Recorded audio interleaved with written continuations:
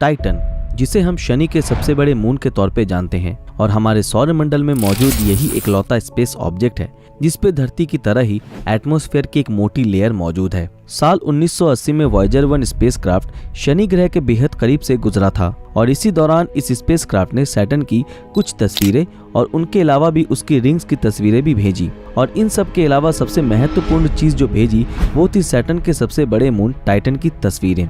ये सौरमंडल का इकलौता मून था जिसके पास मोटा वायुमंडल था और इस चांद ने यानी टाइटन ने वैज्ञानिकों का ध्यान अपनी ओर ऐसा आकर्षित किया कि वैज्ञानिक भी इसके बारे में रिसर्च करने से खुद को रोक नहीं पाए। लेकिन दोस्तों ये कोई आसान मिशन नहीं होने वाला था और इसी के कारण धरती के बड़ी बड़ी स्पेस एजेंसी यानी नासा, ASI यानी इटालियन स्पेस एजेंसी और ESA यानी यूरोपियन स्पेस एजेंसी ने साथ में मिलकर शनि के चांद टाइटन पे पहुंचने के मिशन को एक साथ मिलकर अंजाम देने का प्लान बनाया और ये मिशन पूरे 20 सालों तक चलना था।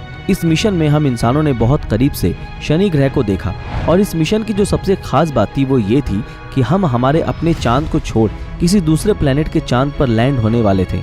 एक ऐसा मून जिसके अंदर की दुनिया कैसी थी ये कोई नहीं जानता था, जिसके अंदर कुछ भी हो सकता था।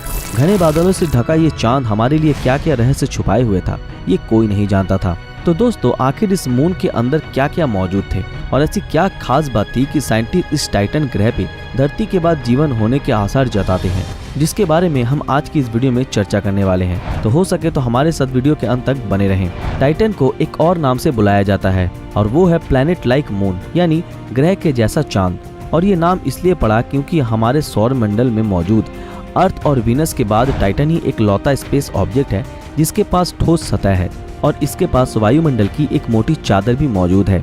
अगर ये शनि ग्रह का चांद ना होकर सीधा हमारे सूरज को ऑर्बिट करता तो शायद आज मरक्यूरी, मार्स, जुपिटर, अर्थ की तरह ही टाइटन भी हमारे सोलर सिस्टम के प्लैनेट की लिस्ट में शामिल होता।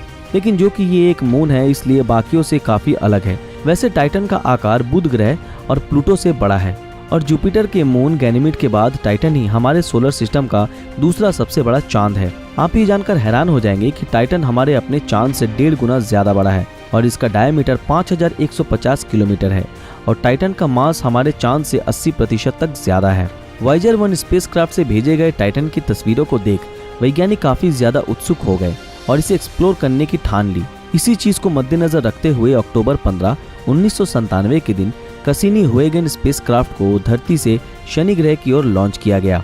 अपने 7 साल के लंबे सफर के बाद कैसिनी स्पेसक्राफ्ट फाइनली 1 जुलाई 2004 को शनि के ऑर्बिट में दाखिल होने में कामयाब हुआ। कैसिनी के अलावा भी सैटर्न पे इससे पहले 3 और स्पेसक्राफ्ट भेजे जा चुके थे जो कि थे पायोनियर 1, वॉयेजर 1 और वॉयेजर 2 और इसी कारण शनि ग्रह से रिलेटेड काफी सारी जानकारी हमारे पास मौजूद थी जिनकी मदद से कैसिनी को वहां भेजने में काफी आसानी हुई।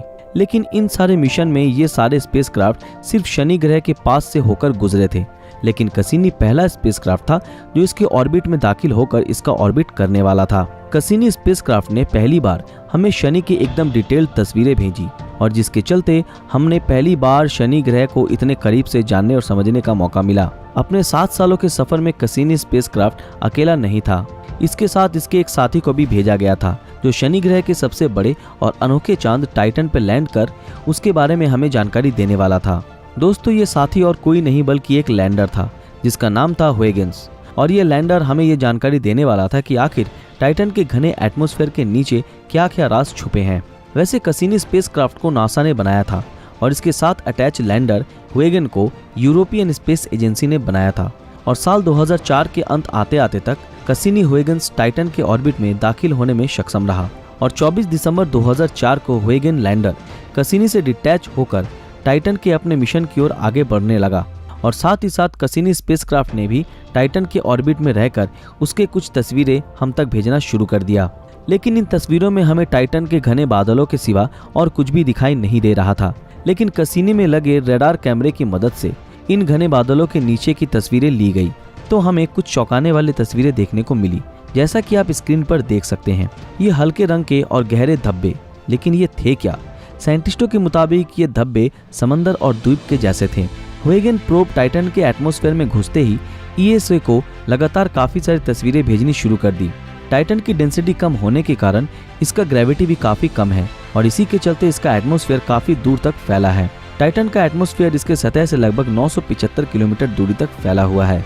और फिर वो समय आया जब huygens 6 किलोमीटर प्रति सेकंड की रफ्तार से टाइटन के एटमॉस्फेयर को चीरता हुआ इसकी सतह की ओर बढ़ता रहा। हैरानी की बात तो ये थी कि इस दौरान टाइटन के एटमॉस्फेयर के 500 किलोमीटर तक भी इसे सिर्फ घने बादल और धुंध ही देखने को मिले। और फिर इसके पैराशूट खुलते ही ये धीमी गति से सतह की ओर बढ़ता जा रहा था। और जैसे जैसे ये आगे बढ़ता रहा हमें उतनी ही साफ तस्वीरें देखने को मिलती है।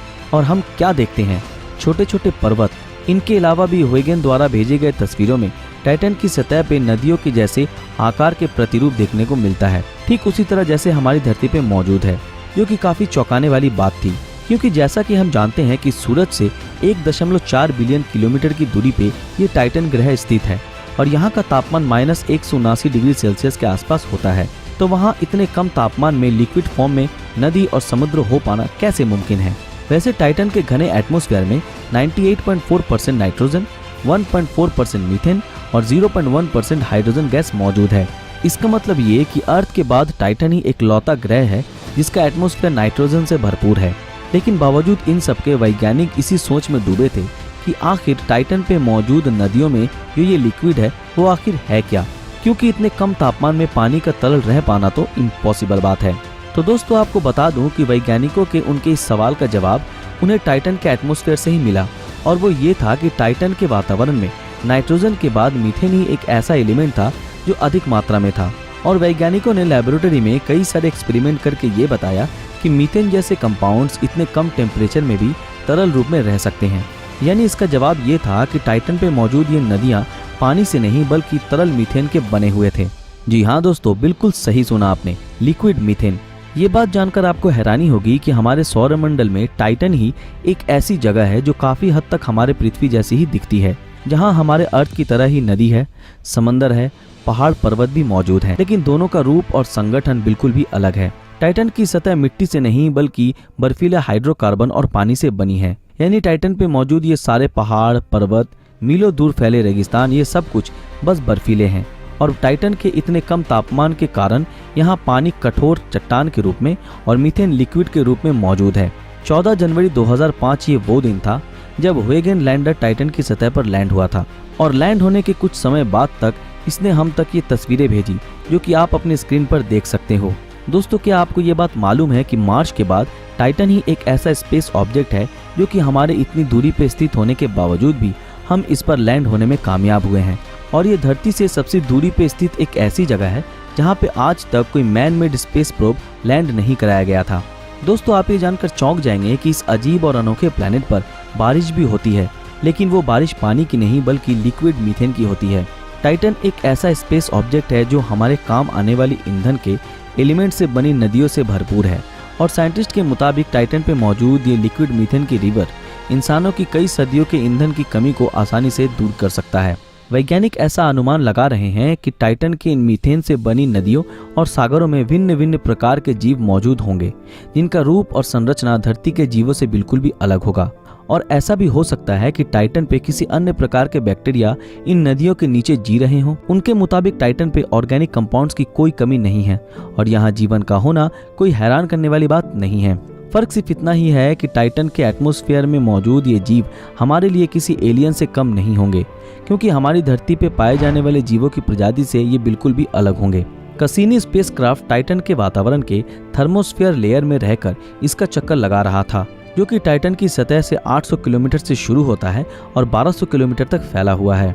और इसी की मदद से टाइटन के नॉर्थ पोल की ज्यादातर हिस्सों की मैपिंग भी की जा चुकी है। वैसे ये बात जानकर आप चौंक जाएंगे कि टाइटन हमारी धरती से इतना दूर है कि इसके भेजे गए डेटा हम तक पहुंचने में 1 घंटे से भी ज्यादा का समय लगता है। टाइटन के सतह के बारे में जानने के लिए हमें पूरे 7 सालों का लंबा इंतजार करना पड़ा और आखिरकार सफलता हमारे हाथ लगी। वो कहते हैं ना कि सब्र का फल मीठा होता है। तो दोस्तों ये थी शनि के सबसे बड़े और हमारे सोलर सिस्टम के दूसरे सबसे बड़े चांद टाइटन के बारे में कुछ रोचक बातें। अगर ये जानकारी आप लोगों को पसंद आई तो इस वीडियो को लाइक और ज़्यादा से ज़्यादा शेयर ज़रूर करें। अगर आप हमारे इस चैनल पर नए हैं तो हमारे चैनल को सब्सक्राइब करके बेल आइकन ऑन कर दें। तो फिर मिलते हैं आपके साथ अगले वीडियो में, तब तक के लिए अलविदा।